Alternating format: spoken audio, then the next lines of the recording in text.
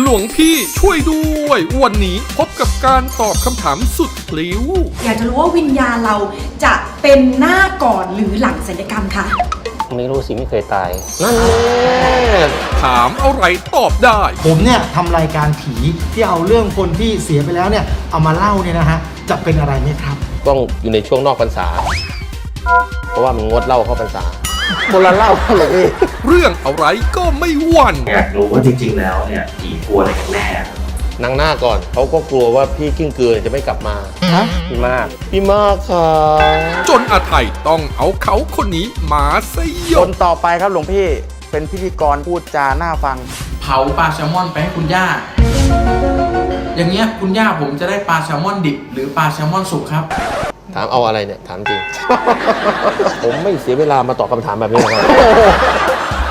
ตอนใหม่เบิกบานใจวันเสาร์เราไปชมกันเลยครับ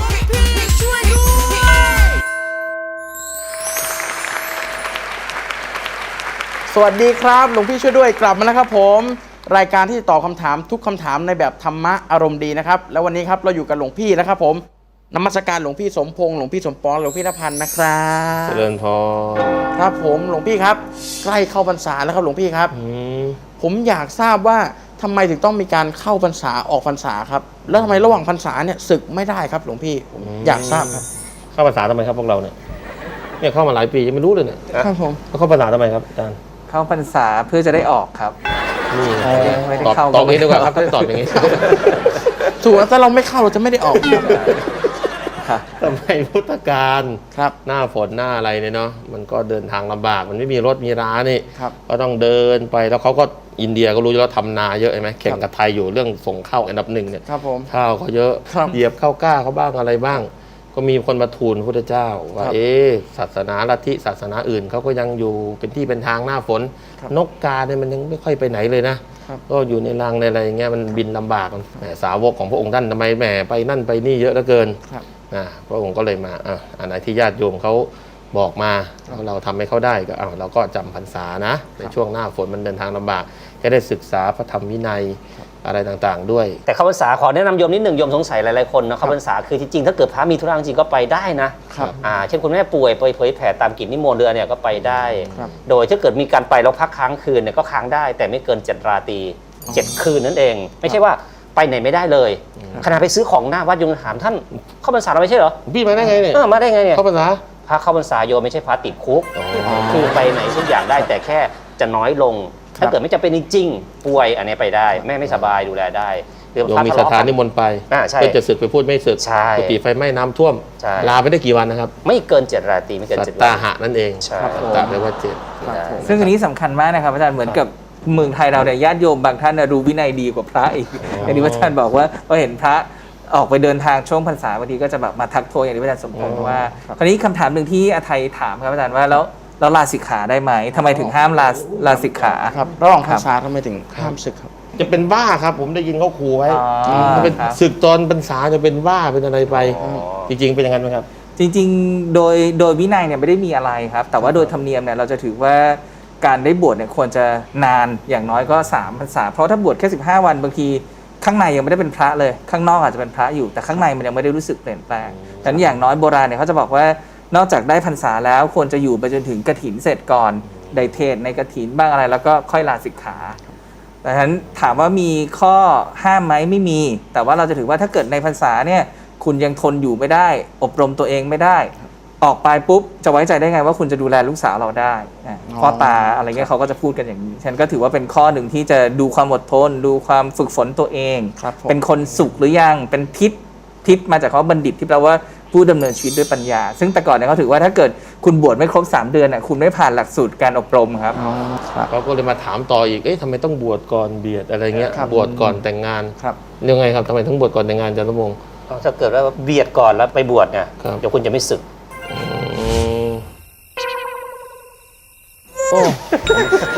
ถามว่าผมผิดหวังไหมผมผิดหวังผมนึกว่าท่านจะตอบว่าทำไมต้องบวชก่อนเรียนหรือบวชก่อนแต่งงานเพราะว่าถ้าเกิดว่าเขาแต่งงานก่อน แล้วไปบวชเนี่ยเขาจะไม่สึกเลย นั่นไง เพราะตอนที่แต่งเขารู้ว่านรกมีจริง เดี๋ยวฝ่ายแม่บ้านไม่พอใจนะ อันนี้เป็นมุกหยอก ยกหยอกๆเฉย มุกพ่อบ้าน เจริญพรไปคนแรกเลยดีกว่า คนแรกครับหลวงพี่เป็น เจริญพร นักร้องหน้าใหม่ครับ ใคร อยู่ในวงการมานานมากแล้วแต่นักร้องหน้าใหม่ครับ จะเป็นไปได้ยังไงอยู่ในวงการมานานก็ต้องหน้าเก่าสิ หน้าเขาไม่เคยซ้ำเดิมแล้วเดี๋ยวเติมนู่นเติมนี่ ใคร ครับผมพี่ซานี่ครับใช่ครับ ซันนี่อยากจะทราบค่ะว่า เวลาที่เราตายไปเนี่ย อยากจะรู้ว่าวิญญาณเราจะเป็นหน้าก่อนหรือหลังศัลยกรรมคะ ครับหลวงพี่ ดันเก่งก็เลยนะ ชอบแบบลอยหน้าลอยตาถาม ครับ โอ้ ตายไปแล้ววิญญาณน่าจะเป็นก่อนหรือหลังศัลยกรรมครับ เคยเจอตัวจริงตั้งแต่หน้าเก่าเลยนะครับ ตั้งแต่เขาประกวดเลยนะครับ ตอนนี้มนต์ไปที่บ้านไปเทศให้รอฟังฮะ ครับ แล้วก็เจอในรายการอะไรเงี้ยก็จะหน้าเปลี่ยนไปเรื่อยๆก็เลยถามตรงๆว่าซานิทำศัลยกรรมเหรอเขาบอกเขาไม่ได้ทำ ครับ หมอทำ ครับผม ไปตอบคำถามกันดีกว่า ว่า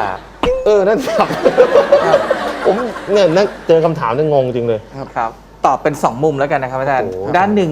ในมุมของตัวคนนั้นๆเองเนี่ย ครับ ก็ต้องบอกว่านึกสภาพเวลาฝันแล้วกัน อืม ว่าเวลาเราฝันเนี่ย ครับ ส่วนใหญ่ฝันแล้วเห็นตัวเองเป็นยังไง อืม เป็นเด็กหรือเป็นปัจจุบัน บางทีตัวเองแก่ก็มียังไม่ทันแก่เลย ครับ คือตัวตนในฝันบางทีมันก็จะเป็นขึ้นอยู่กับว่าจิตสำนึกภาวะขนาดนั้นเป็นยังไงนั้นอันนี้คือในมุมของการรับรู้ของคนที่ตายไป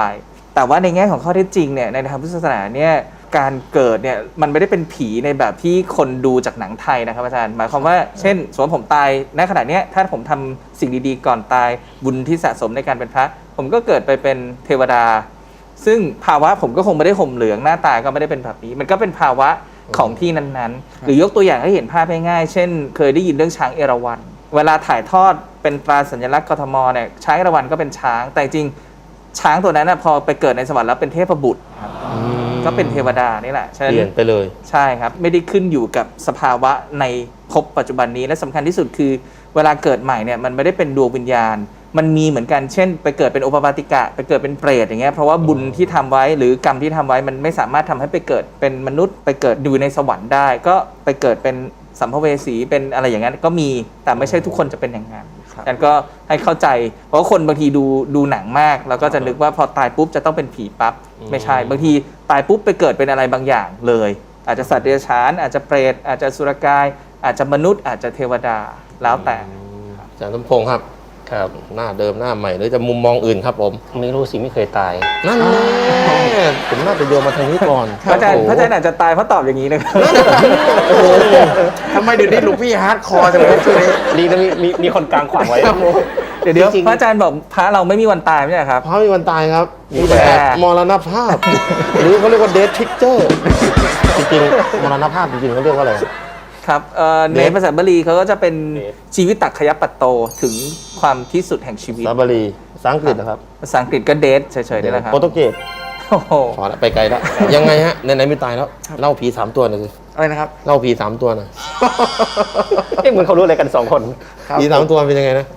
ก็มีผี3 ตัวฮะ อ่า นั่งอยู่ อ่า ไอตัวซ้ายสุดเนี่ย อ่า ถามตัวขวาสุดเฮ้ยเองเป็นไรตาย อ่า บอกข้าจมน้ำตายไอตัวขวาสุดก็ถามตัวซ้ายสุดเฮ้ยเองเป็นไรตายบอกข้าไฟไหม้ตาย และ2 ตัวถามตัวกลางเฮ้ยแล้วเองเป็นไรตาย ไอตัวกลางก็ตอบข้าไม่ตายข้ามา ครับผม แล้วจริงๆคนเรามันมีกี่หน้าครับอาจารย์ครับ จริง ๆ คนเรามีอยู่ 3 หน้าฮะ หน้าอะไรบ้างครับ หน้านอกบอกความงาม ครับ หน้าในบอกความดี อืม หน้าที่บอกความสามารถ หน้านอกแต่งให้พอดี ครับ ส่วนหน้าในคือใจเรา ครับ และหน้าที่แต่งให้มาก ครับ ๆ บางคนแต่งหน้านอกเซอร์เวอร์นะพระอาจารย์สมปอง ครับ แต่งพองามพองาม ครับผม ใจเราและหน้าที่เราสำคัญพอๆกับใบหน้าของเราตรงนี้ด้วย แต่คนทางนี้ก็แต่งหน้าในและหน้าที่ให้มากๆคนจะได้จดจำความดีที่เราได้ท ครับ ำเจริญ ผม พร คนต่อไปครับหลวงพี่ อ่ะ คนนี้นี่เหมือนยังไม่เสียชีวิตแต่หน้าเขาละไม้ อืม หน้าเขาคล้ายนิดหนึ่ง คุ้นเคยกับคน ครับผมคนนี้สนิทกันหยอกกันได้ ครับผมพี่ป๋องกระพลครับเจอครับ นมัสการนะครับหลวงพี่ครับป๋องเองนะฮะวันนี้มีคำถามอยากจะมารบกวนถามหลวงพี่นะฮะเป็นคำถามที่อยากรู้มานานแล้วนะครับผมเนี่ยทำรายการผีทำรายการเดอะช็อคนั่นเองเนี่ยนะครับด้วยการให้คนเนี่ยโทรศัพท์มาแชร์ประสบการณ์ที่น่ากลัวตื่นเต้นขนลุกขนพองสยองกล้าวในนี้นะครับอยากจะถามหลวงพี่สักนิดครับว่าที่ผมทำรายการแบบเนี้ย ที่เอาเรื่องของคนที่เสียไปแล้วเนี่ยเอามาเล่าเนี่ยนะฮะจะเป็นอะไรไหมครับ การเล่าเรื่องผีเนี่ยมาถือว่าเป็นความบันเทิงเชิงหลอนที่เจอได้แทบจะทุกวงสนทนา แต่คนที่หากินกับเรื่องแบบนี้จะได้บาปหรือไม่ช่วงหน้ามาไขปัญหากันครับใครกำลังถูกล้อมใจให้ปรึกษาพระอ่อนหนักเป็นเบาคุยกับพระ คนต่อไปครับหลวงพี่ อ่ะ คนนี้นี่เหมือนยังไม่เสียชีวิตแต่หน้าเขาละไม้หน้าเขาคล้ายนิดหนึ่ง คุ้นเคยกับคน ครับผมคนนี้สนิทกันหยอกกันได้ ครับผมพี่ป๋องกพลครับเชิญครับ นมัสการนะครับหลวงพี่ครับป๋องเองนะฮะวันนี้มีคำถามอยากจะมารบกวนถามหลวงพี่นะฮะเป็นคำถามที่อยากรู้มานานแล้วนะครับผมเนี่ยทำรายการผีทำรายการเดอะช็อคนั่นเองเนี่ยนะครับด้วยการให้คนเนี่ยโทรศัพท์มาแชร์ประสบการณ์ที่น่ากลัวตื่นเต้นขนลุกขนพองสยองกล้าวนี่นะครับอยากจะถามหลวงพี่สักนิดครับว่าที่ผมทำรายการแบบเนี้ยที่เอาเรื่องของคนที่เสียไปแล้วเนี่ยเอามาเล่าเนี่ยนะฮะจะเป็นอะไรไหมครับ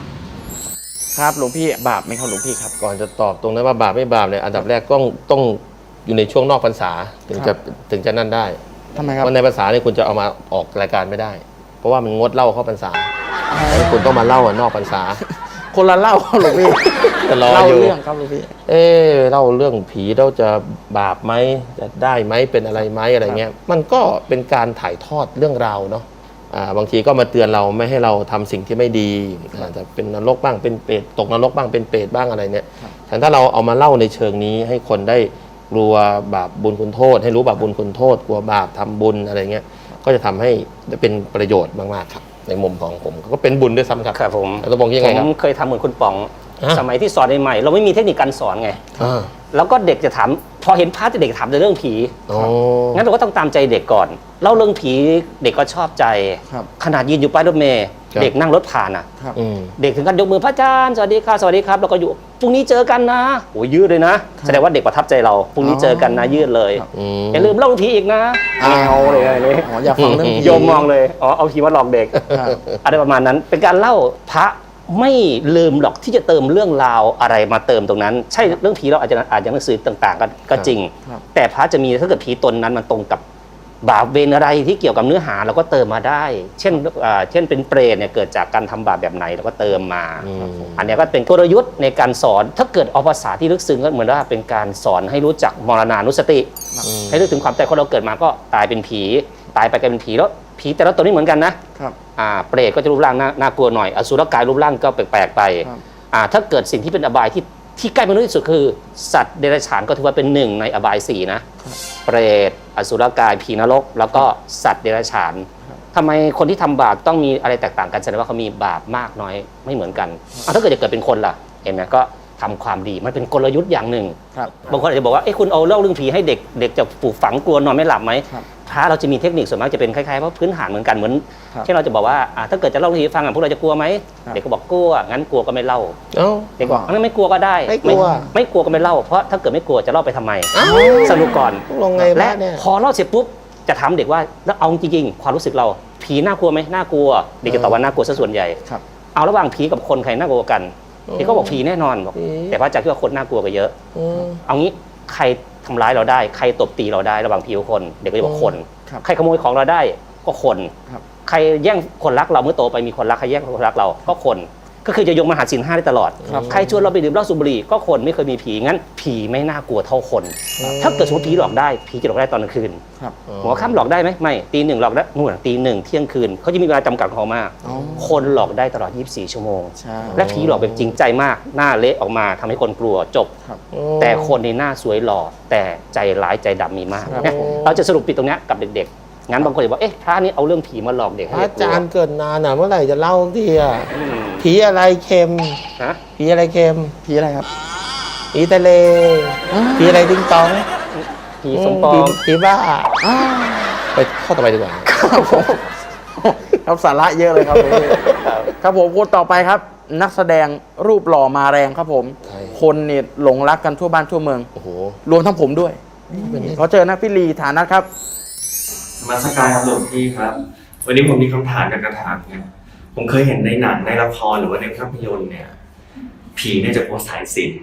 หรือกลัวพระสวดหรือกลัวพระทุกอย่างอยากรู้ว่าจริง ๆ แล้วเนี่ย วิญญาณหรือว่าผีเนี่ยกลัวอะไรกันแน่ครับ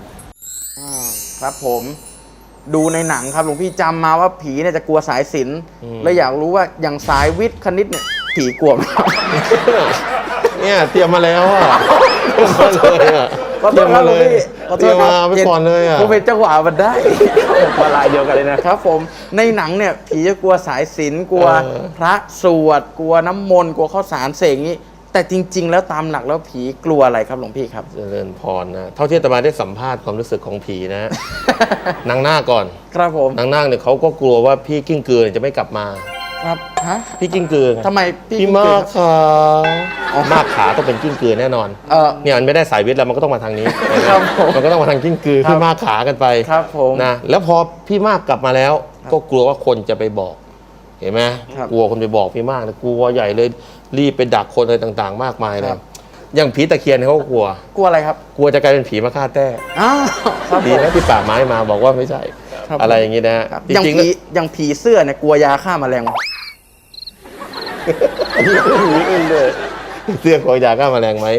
ถ้าอยากให้ผีเสื้อมาใกล้ๆเรา ครับ ทาเทน้ำปลา ครับ หรือเกลือก็ได้ มันจะมาจับมือเลย มัน จริ จะ งฮะ ชอบกินน้ำปลาความเค็ม อ๋อ เกลือแร่เกลือแร่เกลือแร่ อ๋อ ปางสีดาเขาจะอย่างนี้ประจำ ครับผม ไหนๆก็ตอบเรื่องผีเสื้อแล้ว ครับ เจริญพรนะ แล้วจริงแล้วผีกลัวอะไรครับหลวงพี่ ถ้าจะจริงๆเนี่ยถ้าให้เดาใจผีนะผีมีใจ มีเดาใจด้วย เดาใจผีนะครับ เขากลัวที่สุดคือการกักขังเขาไว้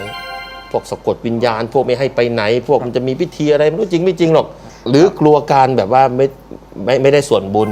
นะเวลาที่เขาพยายามมาขอส่วนบุญพยายามส่งเสียงพยายามบอกเหมือนญาติพระเจ้าพิมพิสาร ซึ่งก็ถือว่าเป็นผีเป็นเปรตเนี่ย ครับ ก็อยากได้ส่วนบุญเขากลัวเขาไม่ได้ส่วนบุญอะไรต่างๆ ไปอยู่ในภพภูมิที่ไม่ได้บุญอะไรเงี้ยหรือกลัวการไม่ได้ไปเกิดใหม่ ครับ อะไรอย่างงี้มากกว่า ถ้าเราจะมองภาพในความเป็นจริงแล้วยังไงครับ ถ้าพูดในแง่เชิงป้องกันตัวว่าไม่อยากให้ผี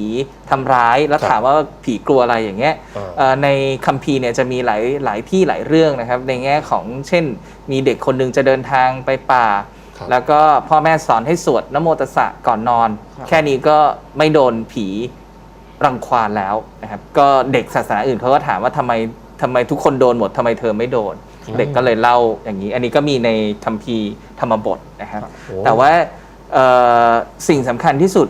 ในมุมผมที่ผีกลัวเนี่ยอาจจะไม่ใช่สายสิญจน์ อืม แต่เป็นสายไปแล้ว ทู Too เล late ทางนี้ได้ยังไง ตอนนี้ทำความดีอะไรไม่ได้แล้ว เพราะเป็นผีฉะนั้นจะทำอะไรดีๆทำได้แต่ตอนเป็นมนุษย์นี่ สายไปแล้วตอนเป็นคนไม่ได้ทำ ครับ ตายไปแล้วทำบุญไม่ได้ ครับ สายไปแล้ว ครับผม ยอดเลยดีกว่าสายวิทย์เยอะเลย ครับผมคำถามต่อไปครับโอ้โหไม่น่าเชื่อว่านักแสดงคนนี้จะมีเวลาว่างมาอัดคลิปส่งมาให้เรานะฮะ ทำไมฮะ เป็นนักแสดงที่เป็นพิธีกรก็กำลังมาแรงเลย โอ้โห งานก็เยอะ แต่ช่วงนี้ก็ได้ข่าวว่าว่างๆก็จ้างกันเยอะๆครับผมขอเชิญครับ สวัสดีครับ ผมอาไทยครับ นมัสการหลวงพี่ทั้ง3รูปแล้วก็พิธีกรรูปหล่อด้วยนะครับผมพอดีว่าผมมีคำถามครับพอดีว่าคุณย่าของผมครับ ท่านเสียชีวิตไปแล้ว และทีเนี้ยครับท่านมาเข้าฝันผมบอกว่า อยากกินปลาแซลมอน แต่เป็นปลาแซลมอนดิบครับ ผมก็เลยโอเคครับก็เลยเผาปลาแซลมอนไปให้คุณย่า อย่างเงี้ยคุณย่าผมจะได้ปลาแซลมอนดิบ หรือปลาแซลมอนสุกครับ ชอบคำถามนะ ครับ แต่ไม่ชอบคนถาม ถึงจะเป็นการหยอกเล่น แต่ก็เป็นคำถามที่น่าสนใจจริง ๆ ครับ แล้วเรื่องนี้ญาติของเราจะได้ส่วนบุญเป็นอาหารแบบไหนช่วงหน้ารู้กันครับ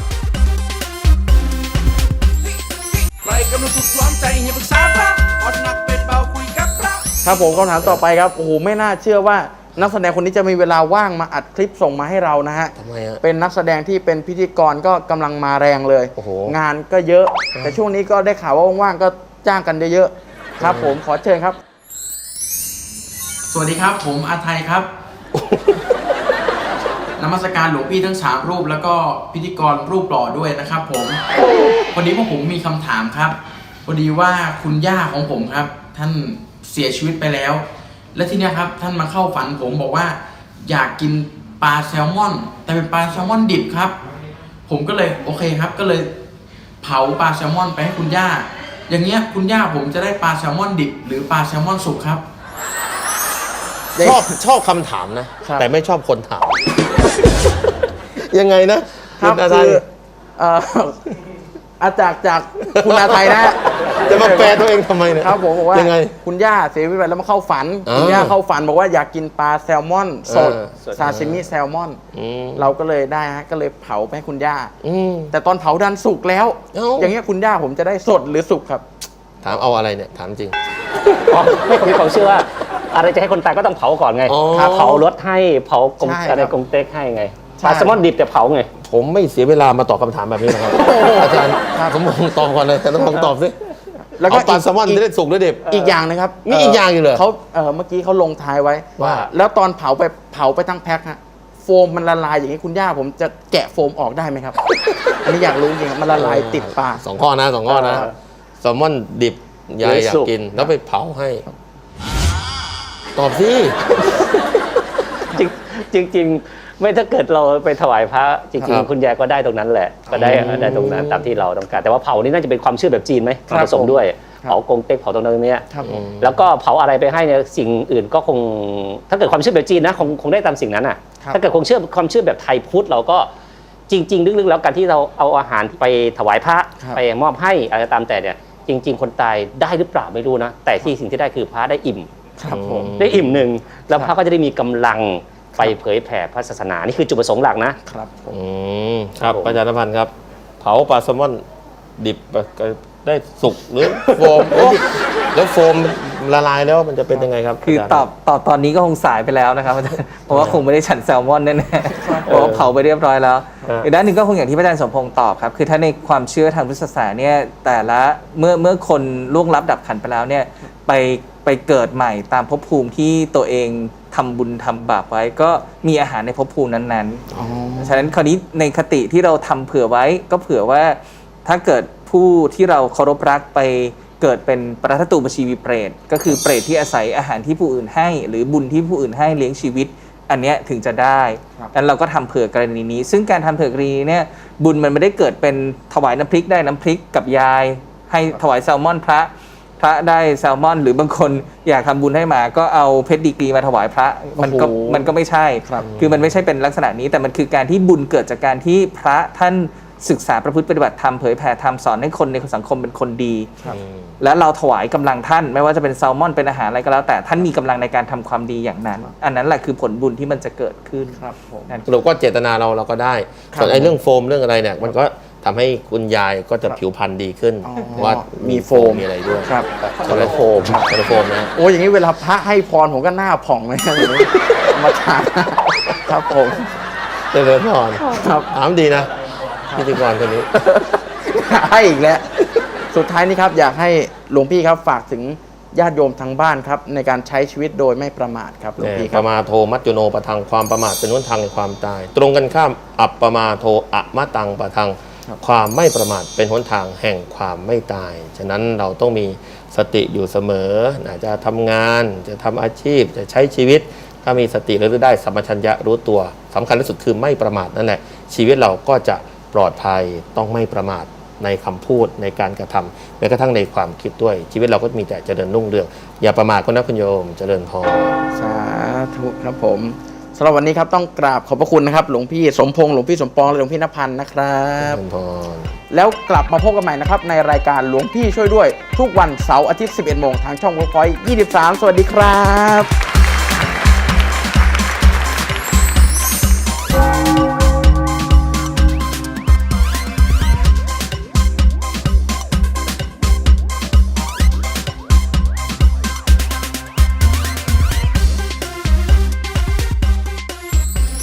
หลวงพี่ช่วยด้วยตอนใหม่พบกับปัญหาเรื่องภาษา เวลาสวดพระอภิธรรมศพเนี่ยเขาสวดให้คนตาย หรือสวดให้คนมางานฟังครับ อย่างเวลามัดมือคนตายเขาเรียกอะไรนะครับหลวงพี่ มัตตราสัง ไม่ตามที่ตะไปต้องมัดตะไปหรือมัดตะสังได้ยังไงผิดคน บางทีมันก็เหนื่อยนะ หาขึ้นสวรรค์ การที่ลูกเราบวชแล้วเรากอดใช้ผ้าเหลืองเนี่ยจะได้ขึ้นสวรรค์จริงหรือไม่คะ มันอยู่ที่เนื้อผ้าแล้วก็เส้นใยด้วยบางทีต้องไปใช้ผ้าที่มันต่ำกว่ามาตรฐานอะไรเงี้ย อ๋อก็จะขาด ก็อาจจะทำให้ตกกระแทกพื้นได้ และพาทัวร์ หลักธรรมข้อไหนบ้างที่ทำให้เรามีความสบายใจเวลาทัวร์ลงแบบนี้บ้างครับ ทุกคนก็ห้ามเขาไม่ได้หรอกปากเขา แต่ห้ามใจตัวเองได้ ที่พระท่านเคยกล่าวไว้ครับว่าปากของเราอยู่ต่ำกว่าสมอง จงไตร่ตรองอะไรครับหลวงพี่ พรุ่งนี้พากันมาชมเยอะๆนะครับ และสุดท้ายนี้ญาติโยมท่านใดมีคำถามคาใจ อยากให้หลวงพี่ช่วยคลายข้อสงสัย ก็ส่งคลิปกันเข้ามาในแฟนเพจหลวงพี่ช่วยด้วยกันได้เลยนะครับ